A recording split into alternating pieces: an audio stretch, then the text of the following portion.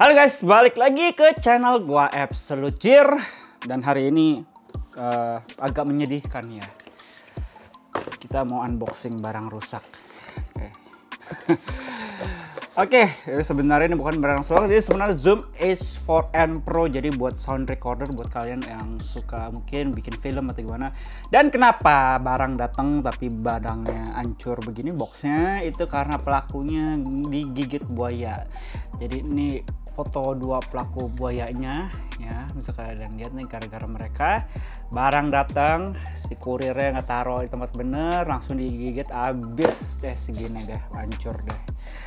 Tapi untungnya ya ini dia barangnya, Zoom H4n Pro. Jadi pas dia datang tuh untungnya tuh kardusnya cukup tebal dan juga dilapisin sama si ini, apa nih namanya, casing plastiknya lah, Zoom gitu.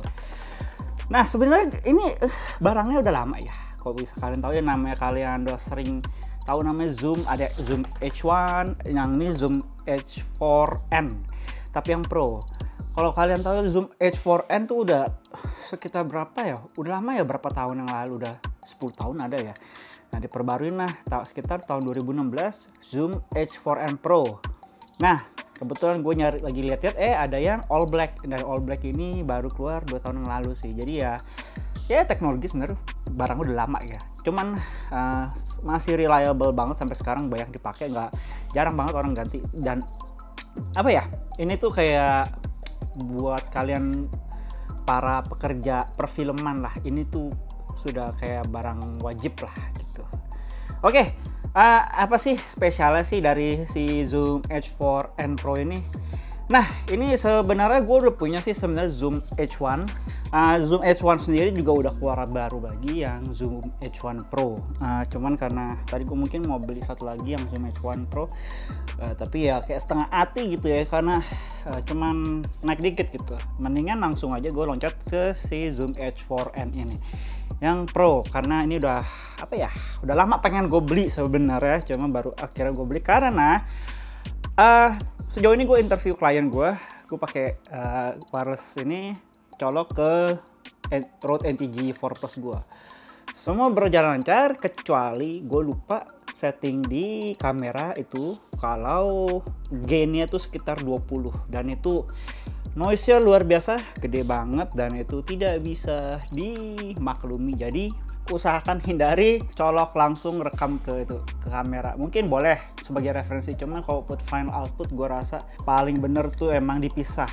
Jadi ke audio recorder kayak gini yang punya preampnya tuh yang lebih lebih bagus lah dibanding preampnya dari bawaan kamera. Kalau nggak punya budget banyak ya setidaknya beli yang Zoom H1 ini sekitar 1 juta ya. Tapi kan keluaran Zoom H1 Pro sekitar berapa ya, 1 juta ke 1,5 juta ya, beda tipis. Cuman ya bisa kalian pilih yang mana.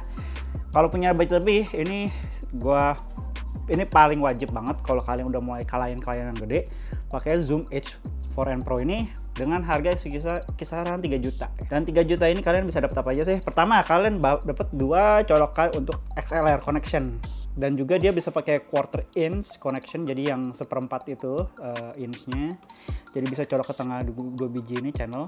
Tapi pas kalian rekam ini cuman bisa rekam kayak apa ya, pas kalian colok satu mic dia bacanya hanya mono, jadi antara left atau right. Jadi kalau kalian udah edit itu kalian mesti kayak copy ke itulah ke channel yang right-nya. Kalau kalian colok right ya colok copy ke channel left-nya. Kecuali kalian punya 2 mic di saat bersamaan langsung rekam di situ, jadi ya dua-duanya terpisah tracknya, which is nice. Dan juga kalian bisa langsung juga rekam pakai si mic yang di atas ini. Nah mic yang di atas ini cukup lucu ya, jadi kalian bisa antara 90 derajat lebih yang narrow, atau enggak diputer aja dua-duanya, jadi angka 120 itu lebih wide. Biasa mungkin wide itu lebih buat ambience ya, jadi secara keseluruhan ya kalian mau rekam suaranya.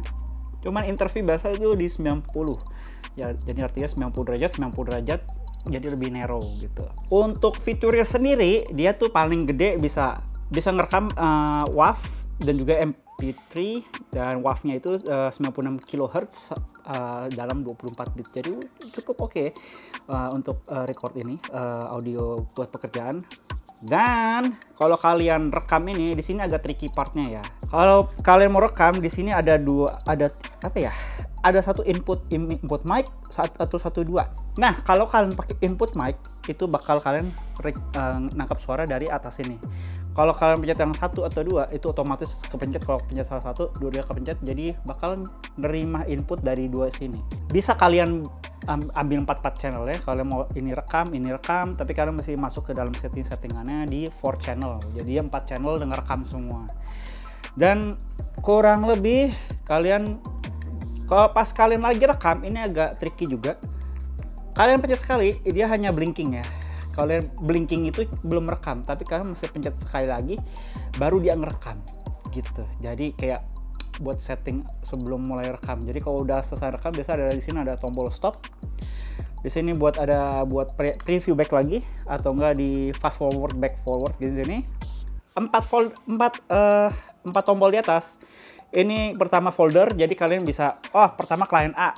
Oke, kita rekam di semua satu folder itu. Folder 1. Pindah besoknya beda klien lagi, folder 2, folder 3. Jadi kalian bisa sampai 10 folder kalau nggak salah, kalian bisa pisah-pisah. Dan kalau untuk file, jadi kalian bisa lihat filenya di dalam situ ada apa aja, tombol file. Balik lagi.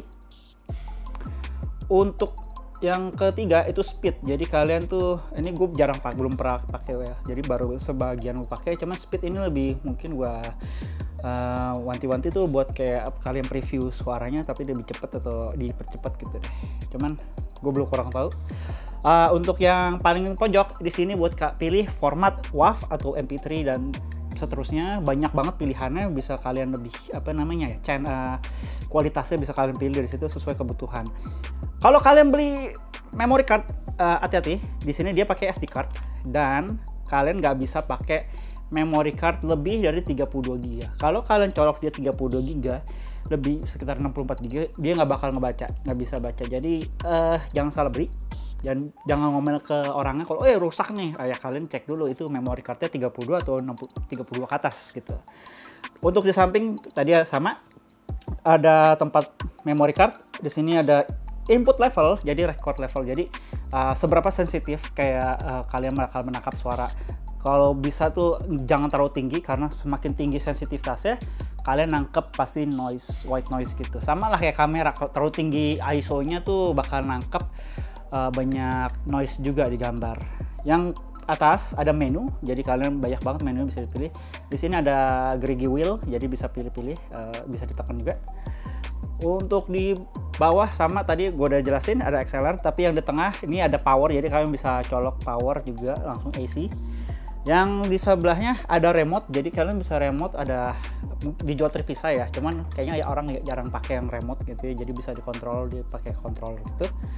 Di sini bisa buat kalian monitoring untuk headphone, atau enggak kalian bisa colok juga ke kamera, jadi bakal ngambil audio dari sini.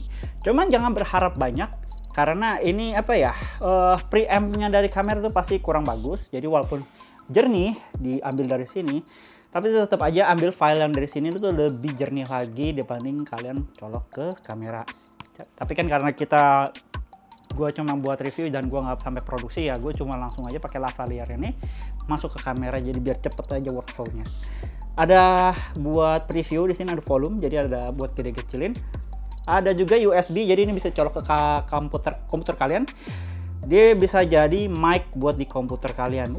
Which is nice. Di sini terakhir ada tombol power dan juga hold. Jadi takut kalian lagi ngerekam tapi kepencet. Nah, di sini ada tombol hold, jadi nggak bakal bisa dipencet-pencet tombol-tombolnya. Overall itu aja dari gua.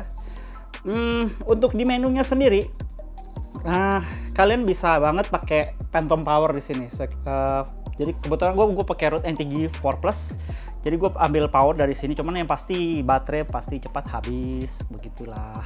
Dan juga XLR power dia jangan salah pilih, ada 48 volt atau 24 volt. Kita pakai 48 volt. Dan banyak banget kalian bisa pakai metronom ataupun apalagi. Gue belum sampai semuanya, cuman so far ini suara jernih banget dan dalam banget dibanding preamp si Sony gue punya sama si Zoom H1 ini 10 kali lebih bagus. Jadi harga 3 kali tapi kemampuan 10 kali lebih bagus. Jadi value for money-nya bagus banget ini kalau udah bilang. Oke, dan juga menu nggak gitu terlalu banyak, sisanya sistem SD card, USB, dan ya kalian bisa setting-setting lagi di sini, banyak sih pilihannya. Oh, sama dia lampu backlightnya udah putih, udah bukan yang kayak Zoom H4 yang sebelumnya dia orange gitu. Ini lebih jernih, lebih enak dilihat ya, kurang lebih begitu. Oke guys, itu aja paling review gue dengan recorder kesayangan gue yang baru ini, si Zoom H4n Pro All Black Edition. Oke guys, seperti biasa jangan lupa like, share, dan juga subscribe ke channel gue untuk lihat konten berikutnya di minggu-minggu depan. Oke, bye-bye!